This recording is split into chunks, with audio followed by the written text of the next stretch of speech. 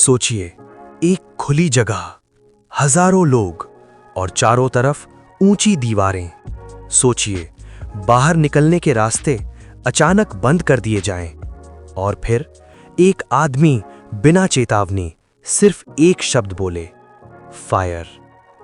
उस दिन गोलियां सिर्फ इंसानों पर नहीं चली थीं। उस दिन भारत की आत्मा को गोली मारी गई थी। साल था 1919। भारत ब्रिटिश शासन के नीचे दबा हुआ था। पहला विश्व युद्ध खत्म हो चुका था, लेकिन भारत के लिए भूख, गरीबी और डर अभी जिंदा थे। ब्रिटिश सरकार ने एक काला कानून लागू किया, जिसे रॉलेट एक्ट कहा गया। इस कानून का मतलब था बिना मुकदमे की गिरफ्तारी, बिना सबूत के सजा, बिना आवाज के इंसाफ। लोगों के दिल में गुस्सा था, लेकिन हाथों में हथियार नहीं थे। लोग सिर्फ बोलना चाहते थे, सुनना चाहते थे, समझना चाहते थे। अमृतसर में 2 बड़े भारतीय नेताओं को चुपचाप गिरफ्तार कर लिया गया। शहर में बेचैनी फैल गई। हर गली, हर चौराहा एक सवाल पूछ रहा था। इसी बीच 13 अप्रैल 1919 आया, बैसाखी का दिन। कई लोग मेले के लिए निकले, कई लोग बस यूं ही बाहर आए, कई लोग ये जानने आए कि आखिर चल क्या रहा है। किसी के हाथ में बंदूक नहीं थी, किसी के मन में हिंसा नहीं थी। कोई नहीं जानता था कि शाम तक इतिहास लिखा जाएगा।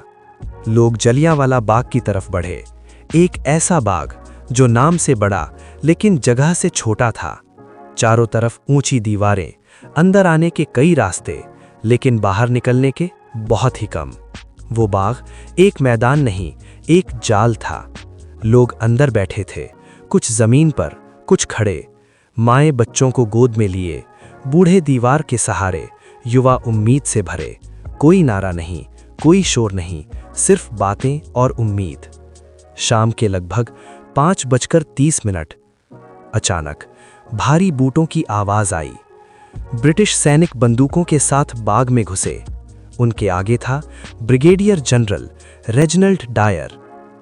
उसने भीड़ से एक शब्द नहीं कहा, कोई चेतावनी नहीं दी, कोई आदेश नहीं सुनाया। उसने सिर्फ सैनिकों को इशारा किया। सभी संकरे रास्तों पर सैनिक खड़े कर दिए गए। अब बाग के अंदर हजारों लोग थे और बाहर निकलने का एक भी रास्ता नहीं। डायर ने भीड़ को देखा और ठंडे लहजे में कहा, इन्हें सजा मिलनी चाहिए। उसने हाथ उठाया और फिर गोलियां चलने लगी। अचानक हंसी खामोशी में बदल गई, उम्मीद डर में बदल गई। लोग भागे, लेकिन भागे तो कहां? रास्ते बंद थे, दीवारें ऊंची थीं। डायर का आदेश साफ था, जहां भीड़ ज्यादा हो वहीं निशाना लगाओ। लोग गिरने लगे, कुछ लोग दूसरों को उठाने लगे, कुछ लोग बच्चों को ढकने लगे। एक पिता अपने बेटे के ऊपर झुक गया, एक मां अपने बच्चे को खींचती रही। 10 मिनट लगातार गोलियां चलती रहीं। जब गोलियां खत्म हुईं, तब फायरिंग नहीं रुकी, बल्कि तब रुकी जब एक भी गोली बाकी नहीं बची। बाग के बीच में एक पुराना कुआं था। लोग जान बचाने के लिए उसकी तरफ भागे। एक के ऊपर एक लोग उसमें गिरते चले गए। आज भी उस कुएं में 120 से ज्यादा लोगों के नाम दर्ज हैं। वो कुआं आज भी कुछ नहीं बोलता, लेकिन सब कुछ बताता है। जब सैनिक चले गए तो कोई मदद नहीं आई, कोई डॉक्टर नहीं, कोई दवा नहीं। घायल लोग रात भर तड़पते रहे। अमृतसर की वो रात इतिहास की सबसे लंबी रात बन गई। अगले दिन ब्रिटिश सरकार ने कहा, भीड़ हिंसक थी। डायर ने कहा, अगर मौका मिले तो मैं फिर वही करूंगा। सरकारी आंकड़ा बोला 379 मौतें, लेकिन सच्चाई थी 1000 से ज्यादा।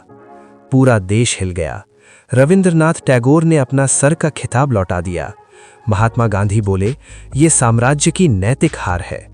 अब एक बात साफ हो चुकी थी, आजादी मांगने से नहीं मिलेगी। जलियांवाला बाग के बाद भारत बदल गया। डर गुस्से में बदला, खामोशी आंदोलन में बदली। आज जलियांवाला बाग शांत है, लेकिन दीवारों पर अब भी गोलियों के निशान हैं। ये बाग सिर्फ इतिहास नहीं, ये याद दिलाता है कि आज़ादी कितनी महंगी थी। अगर हम ये कहानी भूल गए तो इतिहास खुद को दोहरा सकता है। जलियांवाला बाग एक घटना नहीं, एक चेतावनी है।